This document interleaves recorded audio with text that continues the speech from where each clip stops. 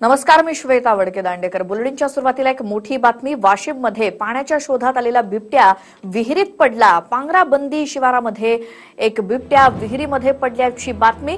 One अधिकारी आणि rescue team घटनास्थळी दाखल झाली आणि बिबट्याला बाहेर काढण्याचे प्रयत्न सुरू झालेत। पाण्याच्या शोधात हा बिबट्या विहिरीमध्ये पडलाय।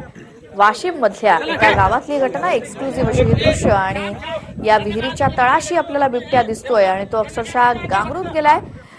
बिथरलेला बिबट्या आहे आणि पाण्याच्या शोधामध्ये तो इथपर्यंत पोहोचला आणि तो विहिरीमध्ये पडला। या संदर्भातली माहिती घेऊया तर विठ्ठल देशमुख आमचे प्रतिनिधी आहेत फोन लाईन वरती। विठ्ठल, कधीची घटना आहे आणि या बिबट्याला बाहेर काढण्याचे प्रयत्न सुरू झालेत का? सकाळच्या दरम्यान बिबट्याला पाण्याच्या शोधात विहिरीत पडला आहे। तर वाशिम जिल्ह्यातील पांगराबंदी शिवारामध्ये तो त्या शिवारात वन क्षेत्रात त्या विहिरीत पडला। तिथे मेडशी वन क्षेत्रातील वन अधिकारी व तिथलची रेस्क्यू टीम तिथे दाखल झाली आहे। अजून त्याला काढण्याचा प्रयत्न चालू आहे। आतापर्यंत ते बाहेर निघाला नाहीये।